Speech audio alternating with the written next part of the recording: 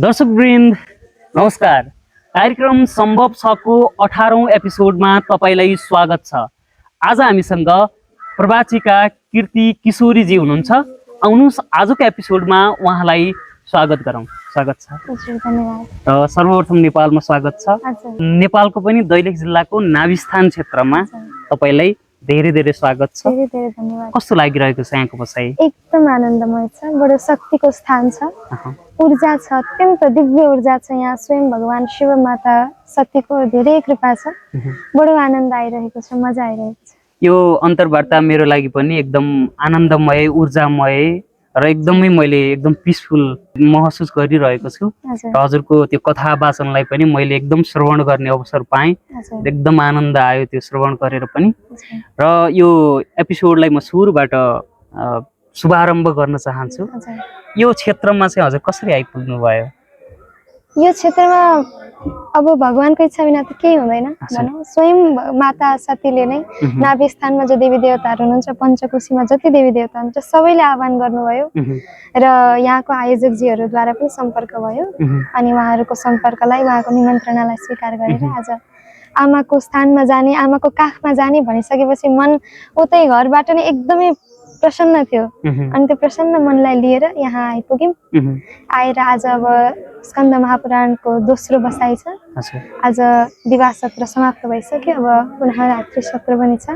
हामी कोठामा बसेर यदि हामी सोच्छौँ कि यो प्रसङ्ग आज म यसरी भन्छु भनेर सोचेर त्यहाँ गयौँ भने त्यो त्यसरी हुँदैन।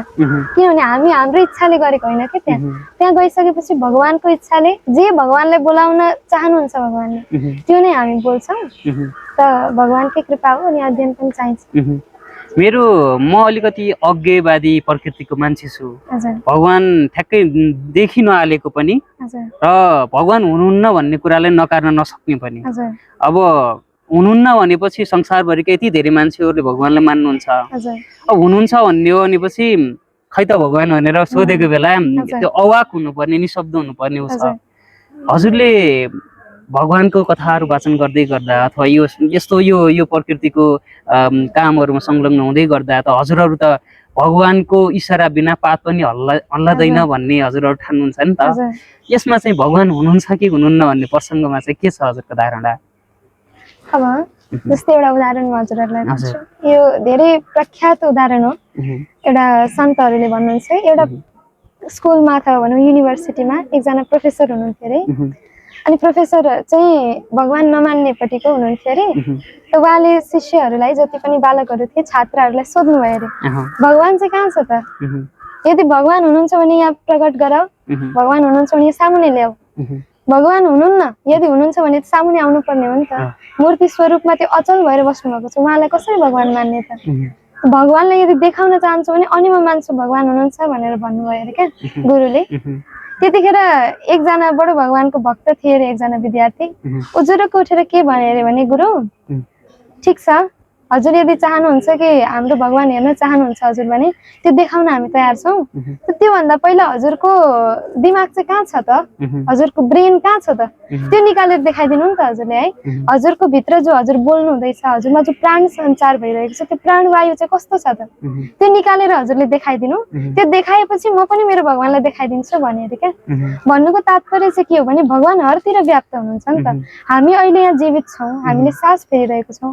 हामी जब निदाउँछौँ त्यतिखेर त हामी कन्सियस हुँदैनौँ।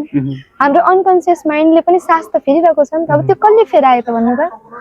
त्यो सास फेराउनेवाला त कोही हुनुहुन्छ होला नि त हाम्रो भित्र। यो हामी अहिले हाम्रो यो शरीर तातो छ। त यो जब हामी मर्छौँ अथवा भनौँ यो शरीरलाई त्याग्छौँ तब शरीर चिसो हुन्छ भनेपछि एउटा अग्नि छ नि त हाम्रो भित्र जसले हामीलाई तातो बनाइरहेको छ। त्यो अग्नि चाहिँ भगवान हो। त अब भगवानलाई कहाँ खोज्ने? भगवान प्रत्यक्ष आएर मात्रै म भगवानलाई मान्छु, भगवान छैनन् भन्ने यो विवादमा पर्नुभन्दा चाहिँ हरतिर भगवान हुनुहुन्छ यो कुरालाई मानेर यदि हामी भगवानको शरणमा गयौँ भने सबैको कल्याण हुन्छ। सबैले भगवानको त्यो कृपालाई अनुभव हेर्नु है। जबसम्म नि हामी भगवानको शरणमा जाँदैनौँ कृपाको अनुभव हुँदैन। कृपाको अनुभव नभइसकेपछि भगवान हुनुहुन्छ कि हुनुहुँदैन त्यही द्वन्द्वमै परिबस्छौँ हामी। कृपाको अनुभव भएपछि तब पो थाहा हुन्छ कि साँच्चै हुनुहुँदो रहेछ भगवान भन्ने हुन्छ नि त। त जो भगवानको भक्ति गर्दै आराधना गर्दै जो अघि बढ्छ नि उनीहरूले कृपा पनि महसुस गरेका हुन्छन् क्या। त्यसैले ती भक्तहरूले भन्छन् भगवान हुनुहुन्छ, तिमी पहिला जाऊ न त, शरणमा जाऊ अनि थाहा हुन्छ नि त भगवान हुनुहुन्छ भन्ने कुरा। शरणमै नगइकन बसेर अब भगवानै हुनुहुन्न भनेर त मिलेन। यहाँ हामी अहिले यो दैलेखमा बसेर झापा भन्ने कुरा त नेपालमा छैन होला, झापा भन्ने ठाउँ छैन नेपालमा भनेर भयो त, त्यहाँ गएर हेरेपछि त हुनुहुन्छ भन्ने थाहा हुन्छ नि त, छ भन्ने थाहा हुन्छ। त्यसरी नै भगवानको विश्वास गरेको छैन भगवानप्रति अनि त्यत्तिकै आफै आफ्नै मनमा तर्क निकाल्ने भगवान हुनुहुन्न भन्यो भने त्यो भगवान अब त्यो कसरी थाहा हुन्छ त भगवान हुनुहुन्छ भनेर। त्यो अनुभव गर्नको निम्ति पहिला हामी भगवानको शरणमा जानुपर्छ, गएर भगवानको भक्ति गर्नुपर्छ, भजन गर्नुपर्छ, तब अनुभव हुन्छ नि त। त्यो अनुभव भइसकेपछि अनि थाहा हुन्छ कि ए साँच्चै भगवान हुनुहुँदो रहेछ भन्ने हुन्छ। भगवानको प्रसङ्ग त यो छँदैछ। राम्रो कथा वाचिका हुन अथवा राम्रो स्पिकर हुन, अझ अहिलेको समय त मोटिभेसनल स्पिकरहरू हुनुहुन्छ होइन, म आफै पनि त्यो पेसामा संलग्न छु। यो राम्रो बोल्नको लागि चाहिँ गर्नुपर्ने के रहेछ?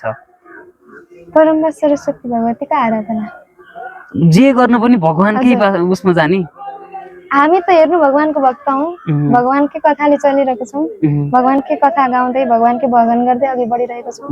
त हाम्रो लागि त जे गर्न पनि भगवानकै शरणमा जानुपर्छ। त यदि हजुरले मलाई सोध्नुहुन्छ भने म चाहिँ भन्छु यदि हामीले सरस्वती माताको आराधना गर्छौँ भने त्यो वाक शक्ति आफै नै प्राप्त हुन्छ क्या। किनभने वाक देवी हुनुहुन्छ नि त माता सरस्वती, त वाणीको देवी हुनुहुन्छ।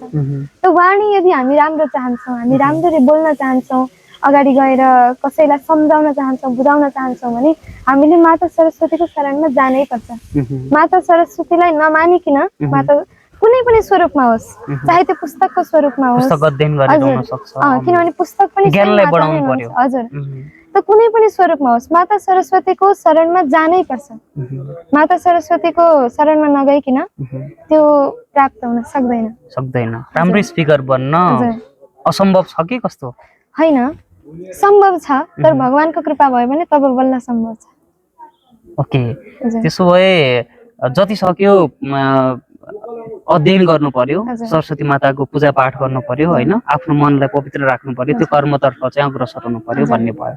अब हजुरको प्रोफेसनतिर आउँ, दैलेखको दुल्लुमा आउन त लामो यात्रा पार गर्नु भएको छ त। एउटा कथा वाचिकाको रूपमा हामीलाई हेर्नुहुने दर्शक मध्येबाट पनि होइन भोलिका दिनमा म कीर्ति किशोरी जस्तो बन्छु भन्ने पनि त त्यो चाहना जाग्न सक्छ। एउटा कथा वाचिकाको पारिश्रमिक कस्तो हुँदो रहेछ, कतिसम्म चार्ज गर्नु हुँदो रहेछ, कीर्ति किशोरले कति गर्नुहुन्छ भन्ने पनि होला। त्यस्तो होइन, अब यो अहिले विकृति फैलिएको छ क्या।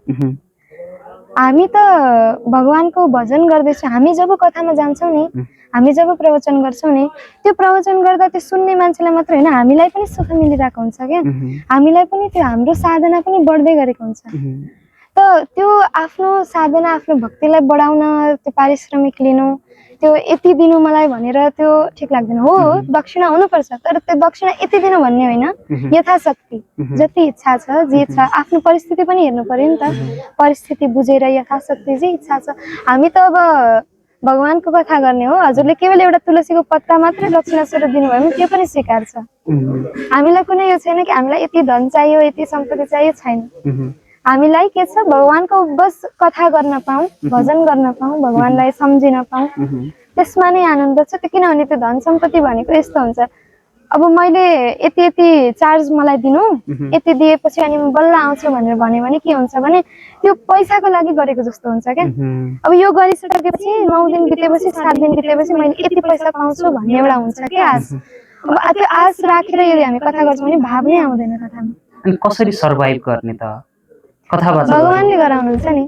हामी भगवानको बाटोमा हिँडेको छौँ, भगवानको शरणागत भएर हिँडेको छौँ भने भगवानले अवश्य हेर्नुहुन्छ नि। आफ्नो प्यासन सपना भएको, तर त्यो सपनाबाट छुटेर उनीहरू अर्कोतिर बाटोतिर गन्तव्यतर्फ गइरहेको मान्छेहरूलाई हजुरको सुझाव के छ?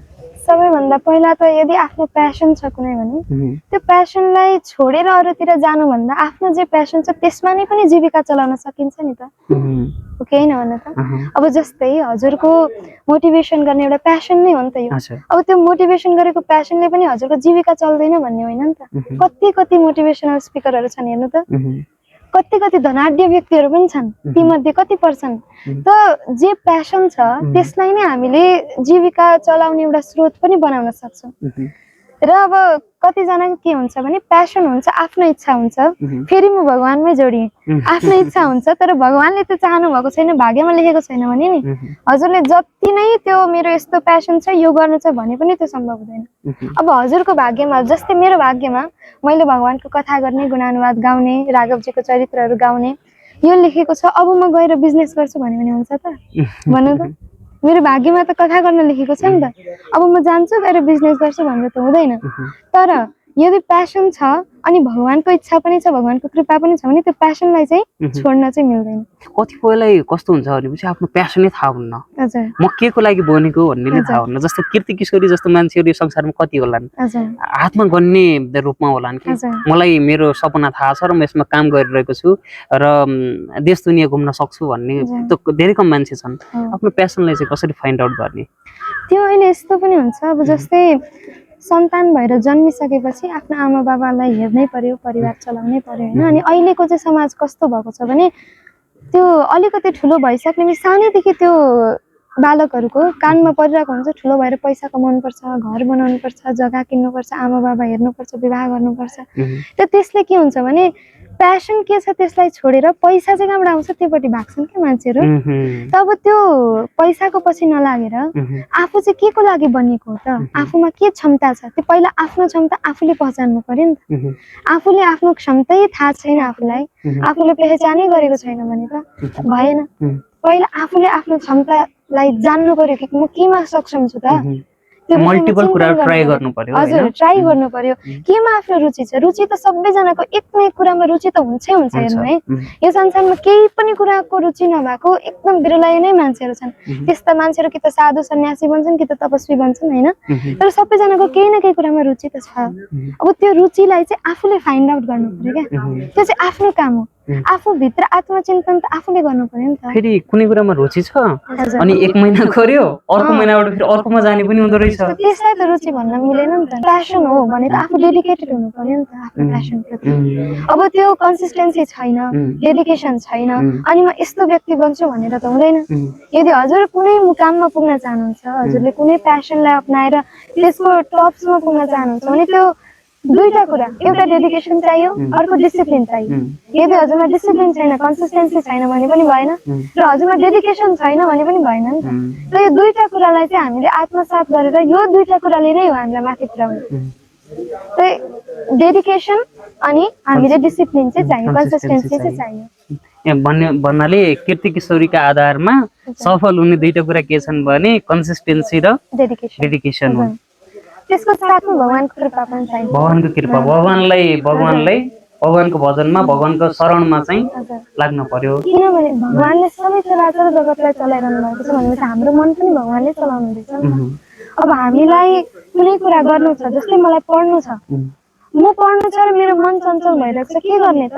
भगवानसँग प्रार्थना गर्ने, प्रभु अब म पढ्दैछु, मेरो मन चञ्चल भयो, हजुरले कृपा गरिदिनु, भगवानको नाम जप गर्ने, भगवानको मन्त्रहरू जप गर्ने। त्यसले के हुन्छ भने एकाग्रता आउँछ र त्यो डेडिकेसन आइहाल्छ। अनि डेडिकेसन आइसकेपछि मतलब डेडिकेसन भइसकेपछि डिसिप्लिन त कुनै पनि कुरामा हामीलाई मजा आउँदै गयो भने नि त्यो आफै कन्सिस्टेन्ट भइहाल्छ। अनि अहिलेको पुस्ताहरूले मान्छन् त भगवानको शरणमा जान? अहिलेको त हेर्नु त छिनछिनमा केही टचमा आफूले भनेको इन्फर्मेसन आइरहेको छ, हरेक कुरा छिनछिनमा प्राप्त भइरहेको समयमा भगवानको प्रार्थना गर्न, भगवानको शरणमा जान भनेपछि मान्छन् त उनीहरूले? त्यही भएर सफल छैन। कसरी यो डिस्ट्र्याक्सन अथवा मोबाइल एडिक्सनलाई चाहिँ कसरी हटाउने त? यस्तो हो, मोबाइलको धेरै फाइदाहरू पनि छ नि त। यसको डिस्ट्र्याक्सन मात्र होइन, यसले थुप्रो कुरा हामीलाई दिइ पनि रहेको छ। जति फाइदा छ त्यति नै नोक्सान पनि छ। एडिक्सनबाट कसरी हटाउने? हजुर, एडिक्सन, मोबाइल एडिक्सन कसैलाई छ भने त्यसबाट चाहिँ कसरी छुटकारा पाउन सक्छ? त्यो त आफूमा छ। आफूलाई पहिला हुनु पर्यो कि म यसबाट छुटकारा चाहन्छु। पहिला त आफ्नोमा हुनु पर्यो कि म चाहन्छु होइन। यदि आफ्नोमा छैन भने हजुरले जति प्रयास गर्नु कुनै पनि व्यक्तिलाई, यदि उसलाई सुध्रिनु छैन भने हजुरले जति नै प्रयास गर्नु ऊ सुध्रिँदैन। ऊ आफूलाई पहिला सुध्रिनु पर्छ अनि ऊ सुध्रिन्छ। यदि एडिक्सन हटाउनु छ भने अरू विकल्पहरू पनि त छन्, मोबाइल मात्रै त होइन नि त, अरू कुराहरू छन्, अरू कुरामा मन लगाउने त्यो मोबाइलमा जतिखेर मन जान्छ त्यो मनलाई भन्ने कि एकछिन ल ठिक छ मोबाइल चलाउने जस्तै पढ्दैछन् विद्यार्थीहरू अब पढ्दा पढ्दै मोबाइल हेर्न मन लाग्यो त मनलाई के भन्ने भने मन भनेको कस्तो हो भने हामीले जे भन्छौँ त्यसलाई मान्छ क्या मनले तर त्यो मनलाई मनाउन चाहिँ जान्नुपर्छ मनले मान्छ मनाउन जान्नु पर्यो त यदि फोन हेर्न मन लागे पढ्दैछ भने मनलाई भन्ने ठिक छ हेर्नुपर्छ फोन यस्तो हेर्छु त्यस्तो हेर्छु तर आधी घण्टा पढ्छु आधी घण्टा पछाडि हेर्छु आधी घण्टा पढिसकेपछि अनि बरु म 1 घण्टा फोन हेर्छु भन्ने आधी घण्टा पढ्यो अब फोन हेर्न फेरि मन लाग्छ आधी घण्टा पढिसके अब 15 मिनट पढ्छु अनि फेरि हेर्ने त्यो आफूले आफ्नो मनलाई कन्ट्रोल गर्न सक्नु पर्यो के हामी मनको बसमा हैन मनलाई चाहिँ हाम्रो बसमा राख्नु यो भगवान कृष्णले भन्नुहुन्छ के गीतामा मन नै मनुष्यको बन्धन र मोक्षको कारण हो मन एव मनुष्यानाम कारणम बन्ध मोक्ष हो यो मनले नै हामीलाई बन्धनमा पनि लान्छ यही मनले हामीलाई मोक्षसम्म पनि पुर्याउँछ अब त्यो मनलाई बन्धनतिर लिएर जाने कि मोक्षतिर लिएर जाने यो त हामीमा छ नि त मन त हाम्रो हो नि त मनलाई चाहिँ आफ्नो बसमा राख्नुपर्छ आफू मनको बसमा हुनु हुँदैन आफ्नो मनलाई हामी छुट दिन्छौँ ओ छुट दिइसकेपछि के हुन्छ भने एकचोटि दुईचोटि छुट दिइसकेपछि अब त्यो मनले आफै गर्न थाल्छ क्या मतलब सुरुमा हजुरले छुट दिनुहुन्छ छुट जस्तै नर्मली कुनै पशुलाई भनौँ अथवा कुकुरलाई पनि हजुरले सुरुमा घरभित्र आउन दिनुभयो आफ्नो पलङमा बस्न दिनुभयो अनि त्यो बानी बनाइदिनु भयो उसलाई भित्र आउने त्यो पछाडि बाहिर जा भन्दा मान्छ त मान्दैन त्यस्तै हो मन पनि हामी सुरुदेखि हाम्रो मनलाई छुट दिन्छौँ के हामी मनलाई हाम्रो बसमा हैन हामी चाहिँ हाम्रो मनको बसमा बन्छौँ अनि जब हामी पूर्ण रूपले मनको बसमा बनिसक्यो अब चाहिँ यो मनलाई हाम्रो बसमा बनाउँछौँ भन्दा त सकिएन नि त तर त्यो मनलाई चाहिँ आफ्नो बसमा बनाउनु पर्यो क्या सुरुदेखि नै बिस्तारै बिस्तारै गर्दै एउटा कुरा दुईटा कुरा गर्दै गर्दै बिस्तारै हामीले मनलाई यदि बसमा बनायौँ भने एडिक्सन पनि छुट्छ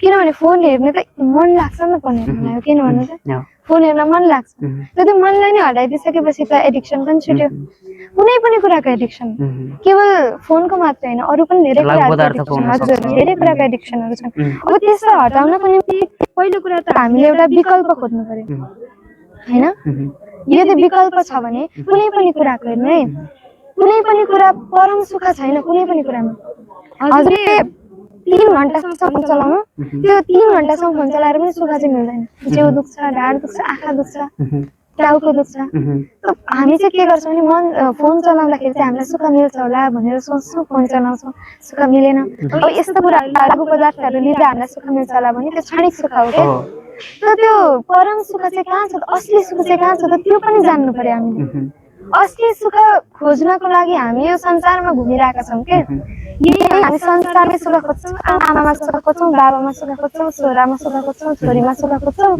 अनि खोज्दा खोज्दा काहीँ सुख पाइँदैन अनि लास्टमा फेरि यहीँ शरीर त्याग्छौँ फेरि यहीँ नै जन्मेर आउनुपर्छ फेरि सुख खोज्छौँ फेरि काहीँ यो चक्रमा पुरै सर्कलमा हामी छौँ पुनरपि जननम पुनरपि मरणम पुनरपि जननी जठरे शयनम हामी फेरि पनि जन्मिरहेको छौँ फेरि मर्दैछौँ फेरि आमाको जठराग्निमा आमाको पेटमा फेरि पनि आइरहेको छौँ फेरि जन्मिरहेको छौँ त यो साइकललाई हटाउन चाहिँ के गर्ने त हामी फेरि जन्मिरहेको छौँ मरिरहेको छौँ फेरि जन्मिरहेको छौँ के गर्ने कसरी हटाउने त भन्दा भज गोविन्दम भज गोविन्दम मूढमते तिमी यो सर्कलबाट यदि छुट्न चाहन्छौ यो साइकलबाट बाहिर निक्लिन चाहन्छौ भने भगवानको भजन गर न किनभने परम सुख त त्यहाँ छ नि त यदि कुनै व्यक्तिले जब भजन गर्न थाल्छ नि अनि उसलाई सुखको अनुभव हुन थाल्छ क्या तर हामी चाहिँ त्यो परम सुखसम्म पुग्नै सक्दैनौँ कुनै पनि नाला इक्जाम्पल दिएँ मैले आज मैले प्रवचनमा पनि यो कुरा राखेको छु कुनै पनि नालालाई एकदम मैला छ त्यसलाई सफा गर्नुहुन्छ भने सफा गर्दा दुर्गन्ध आउँछ कि आउँदैन भन्नु त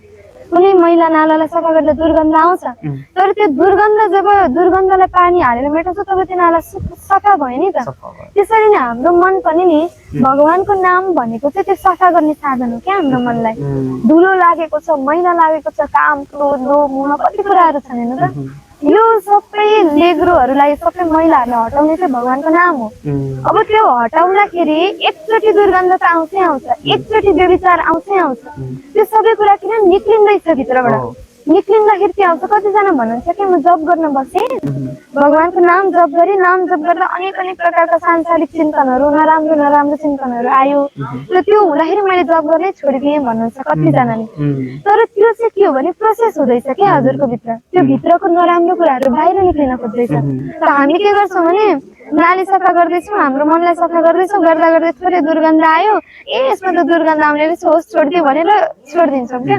तर त्यसलाई नगरेर यदि हामी यसमा पनि कन्सिस्टेन्ट रह्यौँ, त्यो नराम्रो विचारहरू आउँदैछ त्यसमा ध्यान नदिउँ, केवल भगवानको नाम जति सक्दो भगवानको नाम जप्ने ट्राई गरौँ, भगवानको शरणमा भगवानको चिन्तन गरौँ भने त्यो जब त्यो सबै मैलाहरू निक्लिन्छ नि, जब त्यो सबै दुर्गन्धहरू जान्छ अनि हामीले त्यो सुख मिल्छ क्या, हामीलाई परम सुख तब थाहा हुन्छ। सो टिनेजको समयमा त बिग्रिने अझै विभिन्न खालका क्रियाकलापहरू, अझ उदण्ड प्रकृतिका क्रियाकलापहरू होइन, त्यस्तो अहिलेको अझ पछिल्लो समयमा त सोसियल मिडिया कारणले गर्दा मोबाइल एडिक्सन अन्य त्यस्ता खालका अननेसेसरी गतिविधिहरूमा पनि धेरै युवाहरू फसिरहेको देख्न पाइन्छ।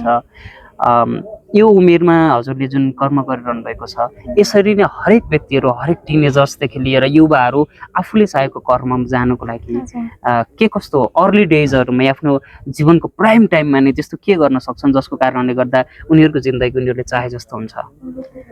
अब सबैभन्दा पहिला त आफ्नो प्यासन नै हेर्नु पर्यो, आफ्नो के छ, के को लागि बनिएको त्यो त आफूले जान्नु पर्यो नि त।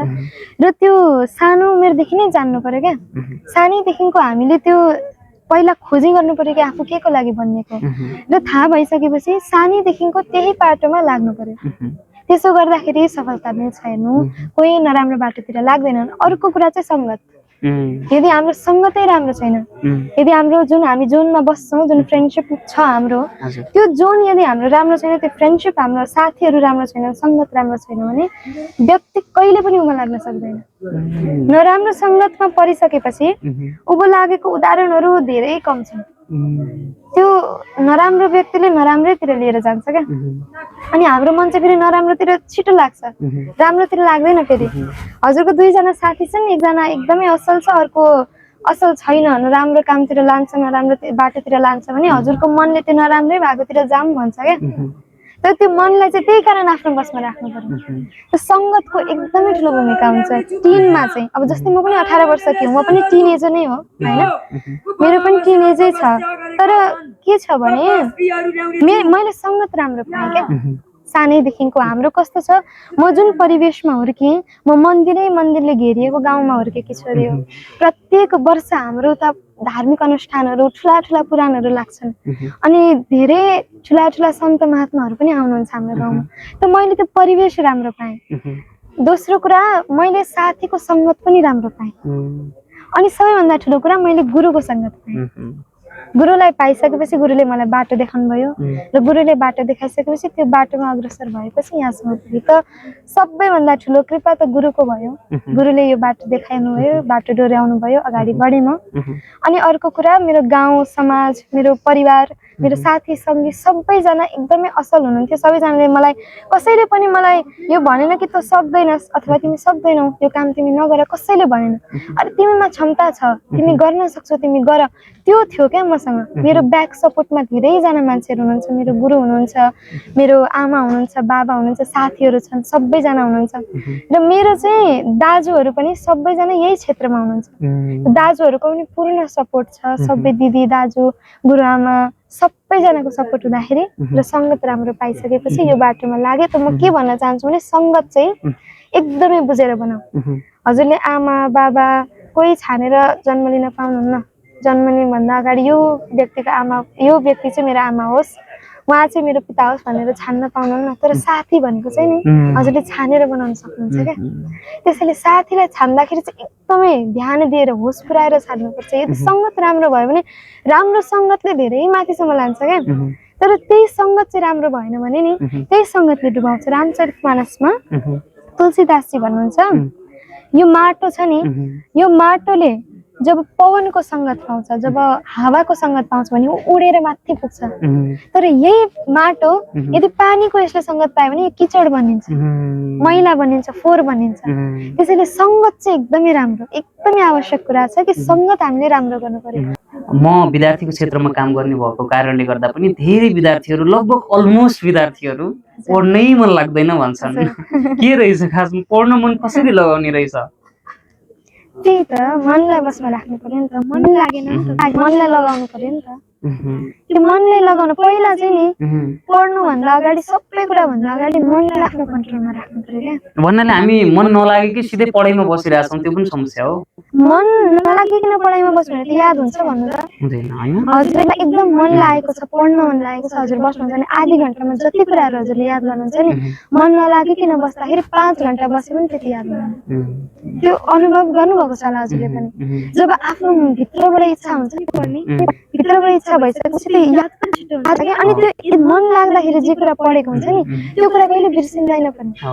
त्यही कारण चाहिँ पहिला मन लगाउनको लागि मनले आफ्नो बसमा बनाउनु पर्यो। जस्तो यो मेडिटेसनहरू गर्ने, योगाहरू गर्ने कुराहरू छ नि, यो कुरालाई चाहिँ कसरी डेली युज विद्यार्थी जीवनमा चाहिँ कसरी यसलाई अपनाउन सकिन्छ जस्तो लाग्छ हजुरलाई? मेडिटेसन गर्दा के हुन्छ, मन एकाग्र हुन्छ, मनले आफ्नो श्वासमा राख्छ। योगा आदि गर्दा के हुन्छ भने त्यो हाम्रो शरीरमा अक्सिजन पुग्छ क्या सबैतिर। जस्तो ब्रिदिङ टेक्निक्स छ, ब्रिदिङ टेक्निक्सहरू छ जसले के हुन्छ भने हाम्रो यो दिमागलाई पनि खोलिदिन्छ किन अक्सिजन पुग्छ सबैतिर।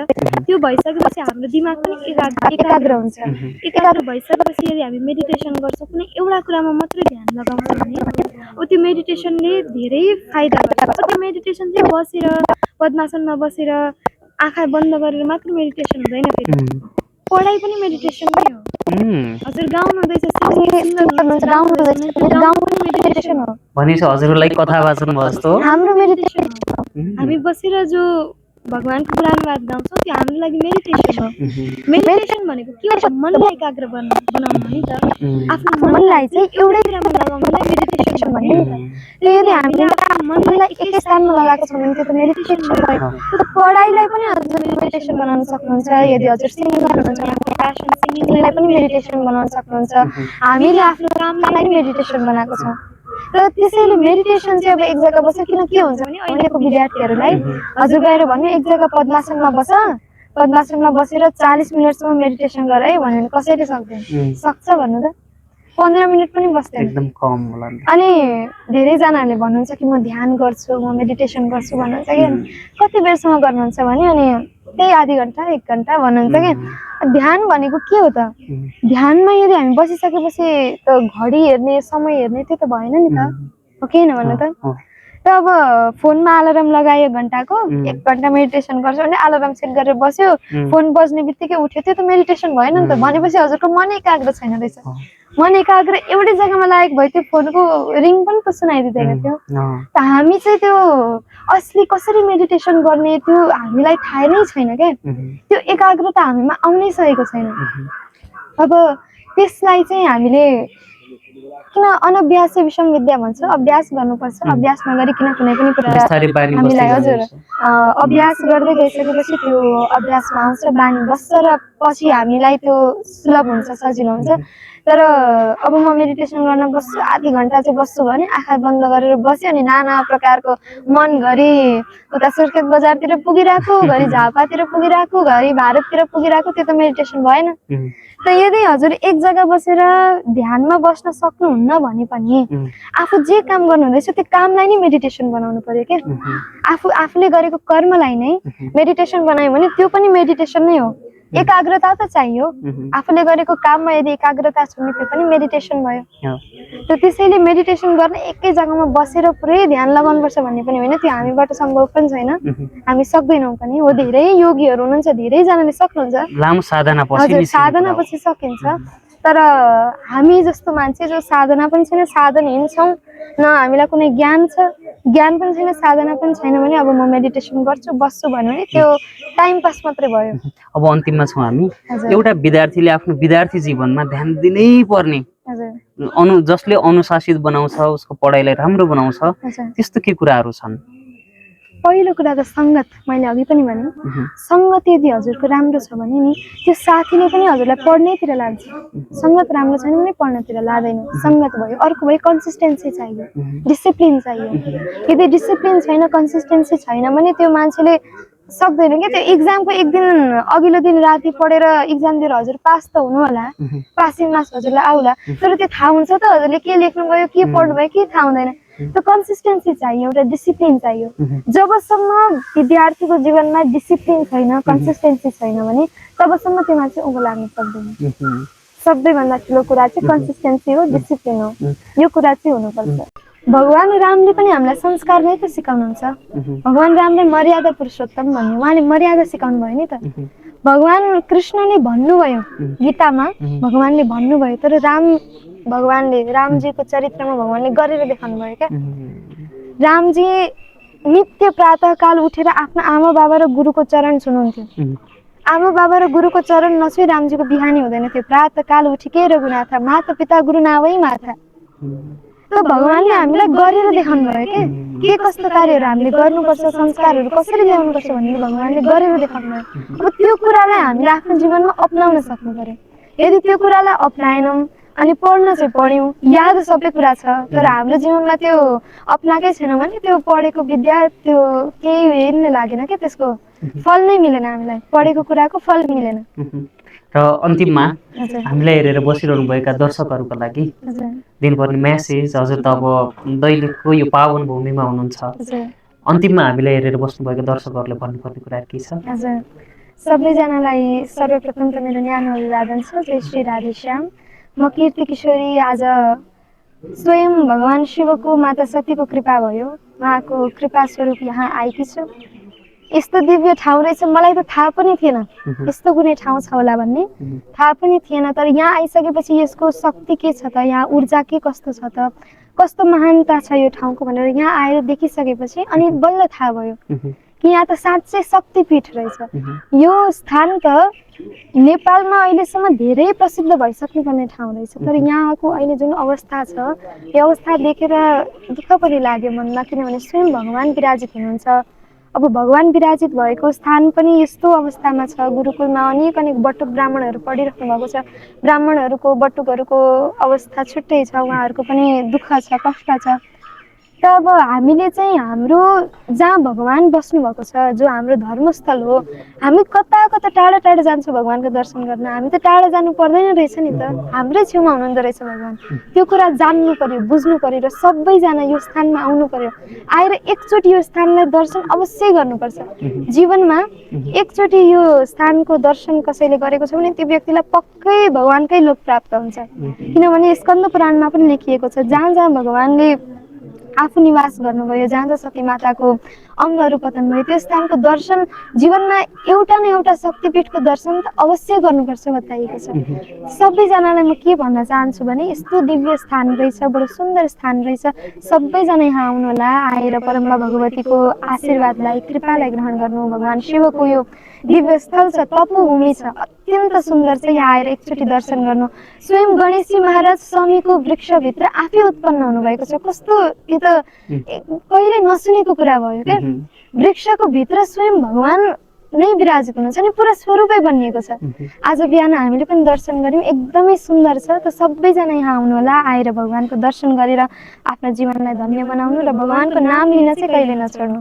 भगवानको नाम बिना केही हुन सक्दैन। कलियुगमा छौँ, यो कलियुगबाट यदि पार जान चाहन्छौँ, फेरि यो दुःखालयमा आउन छैन भने चाहिँ एकमात्र भगवानको नाम साधन हो। भगवानको नाम बिना अरू कुनै साधन छैन। हरेर नाम हरेर नामैव केवलम कलौ नास्तैव नास्तैव नास्तैव गतिरन्यथा भन्दै सबैजनाले भगवानको नाम लिन नछुटाउनु होला। भगवानको स्मरण सधैँ बनाइराख्नु होला। भगवानको नाम लिन माला लिएर बस्नुपर्छ, जप गर्न बस्नुपर्छ भनेर बिहान पूजा गर्दाखेरि आधी घन्टा मात्र छुट्याउने त्यो होइन। जे गर्दा पनि, जुनै काम गर्दा पनि भगवानको नाम लिनुपर्छ। सदा सर्वदा यो हृदयमा चाहिँ जुनै स्थानमा जाँदा पनि भगवानको नाम चाहिँ चलिरहोस् है प्रभु भन्ने आशीर्वाद माग्नुपर्छ। र यो स्थानमा पनि यदि हजुरहरू आएर त्यो भगवानलाई आशीर्वाद माग्नुहुन्छ भने त्यो आशीर्वाद अवश्य नै पूर्ण हुन्छ। यो कुरा मैले आफैले पनि यहाँ अनुभव गर्दैछु। त सबैजनालाई म यही भन्न चाहन्छु, यो दिव्य भूमिमा सबैजना आउनु होला, आएर भगवानको दर्शन गर्नु होला। र यसलाई कसरी चाहिँ हामी प्रचलनमा ल्याउन सक्छौँ, किनभने यो धेरै राम्रो स्थल रहेछ क्या, धेरै शक्ति बोकेको, धेरै विशेषता भएको स्थान छ। अब यसलाई हामीले उजागर गर्नु पर्यो। यो कुरालाई हामीले देश विदेश सबैतिर फैलाउन सक्नु पर्यो। यदि एउटा देश विदेशतिर फैल्यो भने भक्तहरूको पनि हित हुन्छ, भक्तहरूको पनि कल्याण हुन्छ, भगवानले पनि धेरै आशीर्वाद, किनभने भगवानको स्थल छ, भगवानको मन्दिर छ, यसको सुन्दर निर्माण भयो भने भगवान पनि प्रसन्न भन्नुहुन्छ, सबैजनाको कल्याण हुन्छ। राष्ट्र नेपालको नै यो धरोहरको चाहिँ त्यसैले सबैजना आउनु होला, आएर दिव्य स्थानमा दर्शन गर्नु होला र भगवानको नाम र संवादका लागि धेरै धेरै धन्यवाद।